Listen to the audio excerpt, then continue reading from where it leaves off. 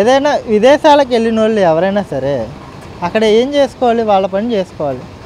అక్కడికి వెళ్ళి మహిళల గురించి, మహిళల యొక్క హక్కుల గురించి చండాలంగా నీచంగా బూతులు తిట్టి సోషల్ మీడియాలో పైశాచిక ఆనందం పొందిన వాళ్ళకి కర్మ తప్పదు అన్నట్టుగా వచ్చిన తర్వాత కర్మ రిపీట్ అయింది.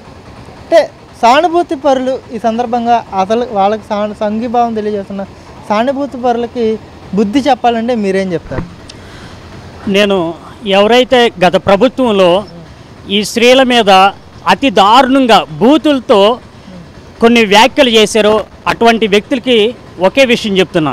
ఇప్పుడు ఈ ఈ పంచి ప్రభాకర్ కానీ, వర్ర రవీంద్ర కానీ, భాస్కర్ రెడ్డి కానీ వీళ్ళ కుటుంబాల్లో కూడా స్త్రీలు ఉన్నారు.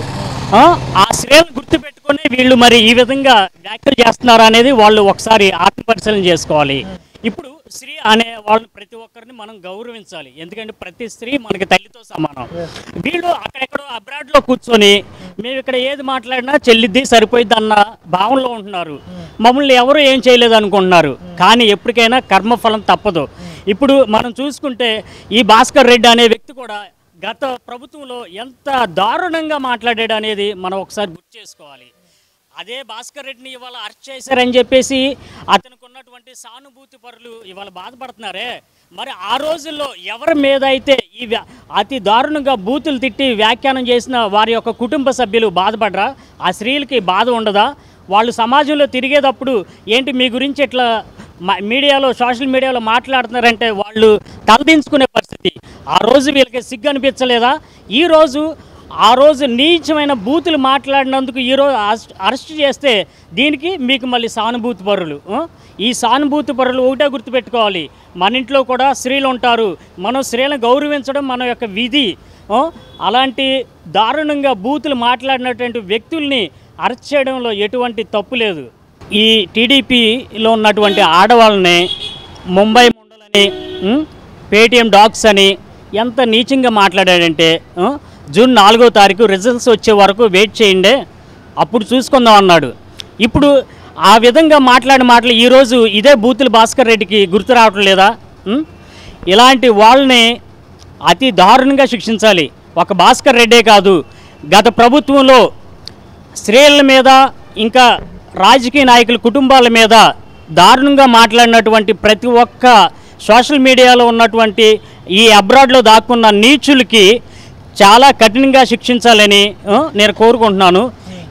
వీళ్ళు మళ్ళీ మాట్లాడతారు, లోకేష్ని రెడ్ బుక్ పెట్టావు కదా, మరి నీ బుక్లో ఓపెన్ చేసి మాకు ఏ శిక్ష ఇచ్చేస్తావో 4వ తారీఖు తర్వాత నుంచి రిజల్ట్స్ వచ్చిన తర్వాత నుంచి చూద్దాం, మా ప్రభుత్వం వస్తుందని చెప్పేసి అన్నారు.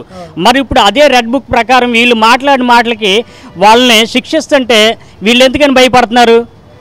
వీడు ఒకడు ఉంటాడు పంచి ప్రభాకర్ అని, ఏది చూస్తే ఎల్ముండా నా కొడుకులని రాజకీయ నాయకులని ఎంత దారుణంగా మాట్లాడాడంటే ఇటు లోకేష్ గారిని కానీ చంద్రబాబు గారిని కానీ కూటమి ప్రభుత్వం చట్ట ప్రకారం చట్టానికి వదిలేస్తుంది.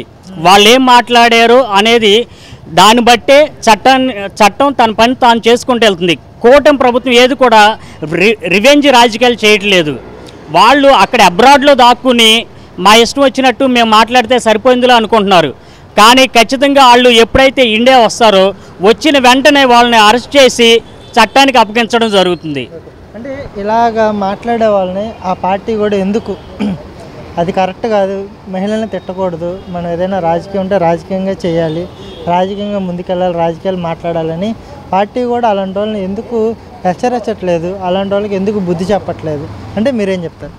ఇక్కడ ఒకటి చూసుకోవాలి, ఇలాంటి వాళ్ళకి ఆ పార్టీ వాళ్ళు ఎందుకు బుద్ధి చెప్పడం లేదు, ఇట్లా మాట్లాడుకోవడం లేదు అనే విషయానికి వస్తే మొట్టమొదటిగా ఆ పార్టీ యొక్క నాయకులు అధ్యక్షుడే వీళ్ళని ఈ విధంగా మాట్లాడండి, మీరు ఈ విధంగా దూషించండి అని చెప్పేసి వీళ్ళకి ఒక స్క్రిప్ట్ ఇచ్చి ఈ విధంగా రెచ్చగొట్టి ఇప్పుడున్నటువంటి కూటమి ప్రభుత్వం మీద బురద జల్లే ప్రయత్నాలు ఇప్పుడున్న ప్రతిపక్షమే చేస్తుంది. ఇంకా వీళ్ళ మార్పు ఎక్కడ వస్తుంది? మార్పు అనేది రాదు.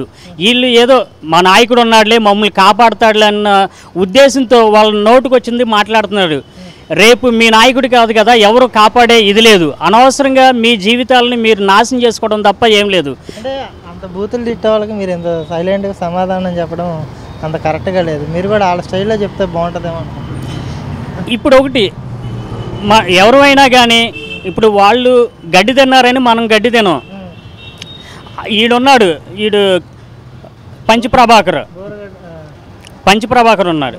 లేస్తే ఆ ముండా నా కొడుకు ఈయన ముండ తిట్టాలంటే మనం తిట్టవచ్చు. యారా పంచప్రభాకర్ ఎల్ముండా నా కొడుక, నువ్వు రారా ఇక్కడికి రా, విజయవాడలో వచ్చి నువ్వు రాజకీయం చేయి, ఎల్ముండా నా కొడుక సన్నాసి అని తిట్టవచ్చు మనం. కానీ మనం అట్లా మాట్లాడితే ఇంకా వాడికి మనకి ఇదే ఉంది. వాడెక్కడ అమెరికాలో అటు అబ్రాడ్లో దాక్కొని మాట్లాడుతూ ఉంటాడు. ఇక్కడికి వచ్చి ఈ ఆంధ్రప్రదేశ్లో నడిబొడ్డులో ఉన్నటువంటి విజయవాడకు వచ్చి నువ్వు మాట్లాడు, నువ్వు ప్రజల్లోకి వచ్చి మాట్లాడు. ఈ వైసీపీలో ఉన్నటువంటి కొంతమందికి ప్రజల్లోకి వచ్చి మాట్లాడే ఈ దమ్ము ఉండదు. వాళ్ళ నాయకులు చెప్తారు, వాళ్ళ నాయకులు చెప్పింది ఏదైతే రాసిస్తారో దాన్ని మాత్రమే ఎక్కడో విదేశాల్లో ఉండి మారుమూలు దాక్కుని అక్కడి నుంచి మాట్లాడతారు. అక్కడ కాదు. ఇప్పుడు ఉదాహరణ మనం తీసుకుంటే బోరుగడ్డ అనిల్ పరిస్థితి ఏమైంది? బోరుగడ్డ అనిల్ ఇక తన జీవితంలో చివరి వరకు కూడా మళ్ళీ ఆ విధంగా గతంలో మాట్లాడిన విధంగా మాట్లాడే అవకాశం ఉందంటారా? అసలు సమస్య లేదు. ఇక తన నోరు అస్సలు మెదిపే పరిస్థితి ఉండదు. ఎందుకంటే తను చూశాడు, ప్రత్యక్షంగా చూశాడు. తన నాయకులు ఎవరు కూడా అతన్ని రక్షించే పరిస్థితి చేయలేదు. ఖచ్చితంగా అసలు ఎవరు చేసుకున్న పాపం వాళ్ళని ఏదో ఒక రోజు వెంటాడుతూనే ఉంటుంది.